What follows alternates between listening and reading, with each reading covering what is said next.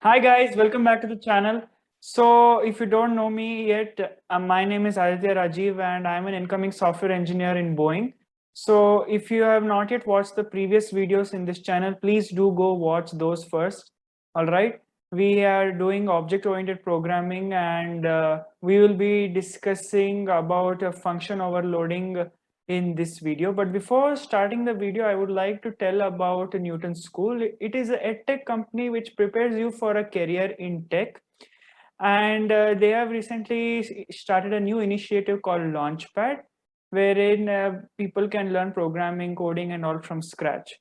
Also, they help in training you for full stack development, and it is free of cost. You can enroll for free, but after you get a job like in a product based company, which is like if you have getting a salary of more than 5 LPA, then you have to make a certain payment. But you can start for free, which is the best part about Newton School. And there are a lot of mentors and see so many companies, people have got their placement.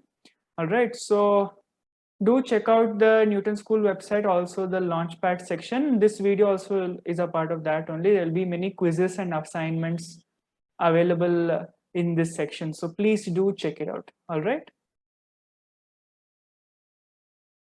So let us discuss about function overloading in this video. And function overloading actually is a part of polymorphism. Polymorphism I will discuss later in detail in another video.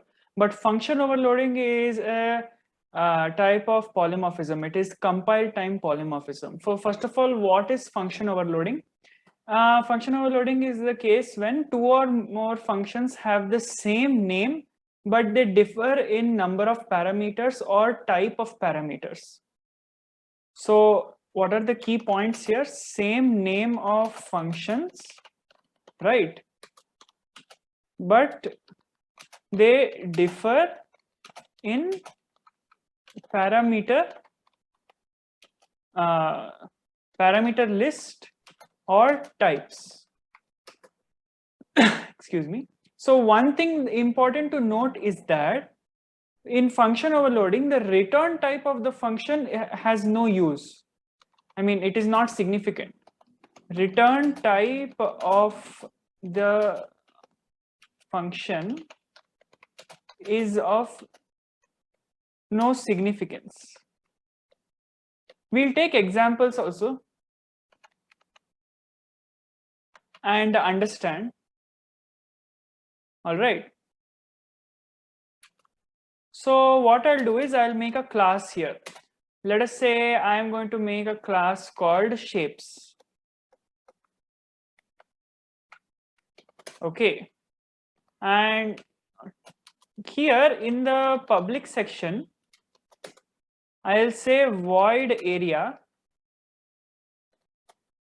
Okay, I'll say void area and I'll give parameter as int radius. And I'll say cout 3.14 into radius. So obviously you might have guessed it now what this is. This is area of circle, pi r square. Correct. Same function, I'll write it in this way now. See, void area, but I'll change the parameters. What I'll do, I'll have two parameters now, length and breadth. And now I'm going to print the area. And I think you would have guessed which figure this is. This is rectangle, right? So here I'm printing area of circle. Here I'm printing area of rectangle. Correct. So now what I'll do, I'll make object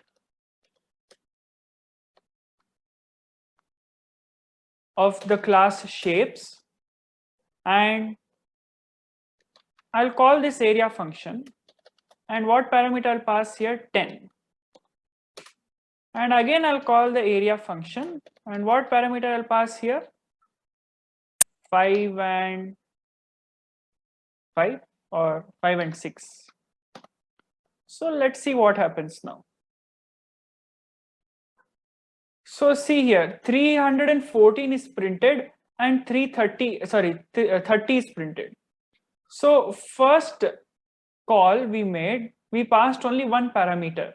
So during the compile time, the compiler will check to which function should actually be invoked. So because both the calls have same function name, see area and area is the same. How will compiler know? So that is why you should have different parameter list or different types of parameters. So in this case, we have different parameters list. For example, I can make this as float also. I can change the type of parameter and I'll give here say 10.5. Let us see what happens. So when I give 10.5, so float radius, now it has become float, different type, data type, right? So now see area is a decimal. So compiler at the compile time will check the parameter list and it will match that particular function. And one more thing that I had told, that return type of function is of no significance. So let us say, for example, we have this function, okay, area of circle only. And here the same thing we have,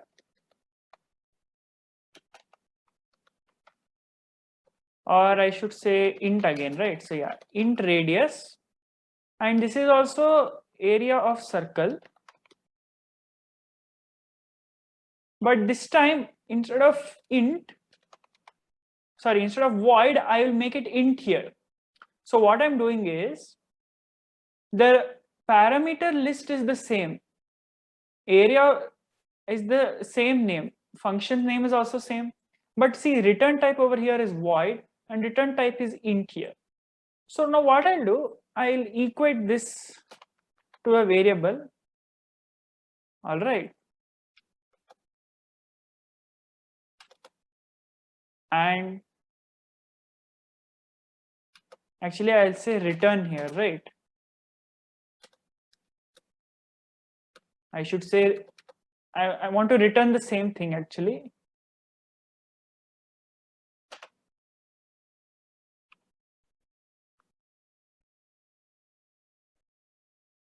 And I want to print the answer.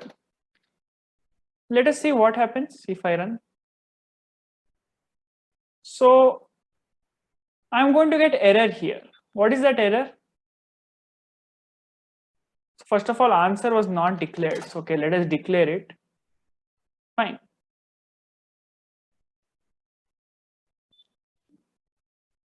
So see, still we are not getting the answer here. The reason for that is the parameter list is the same. Function name is the same. Return type is different. But compiler is not able to get to know which function should be invoked. So return type of the function actually doesn't matter.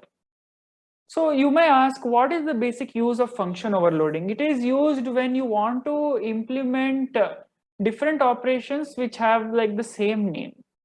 So maybe instead of saying same name, I should say different operations that maybe are serving the similar kind of purpose. See, in this case, we wanted to print area of a circle, area of rectangle. Let me go back there.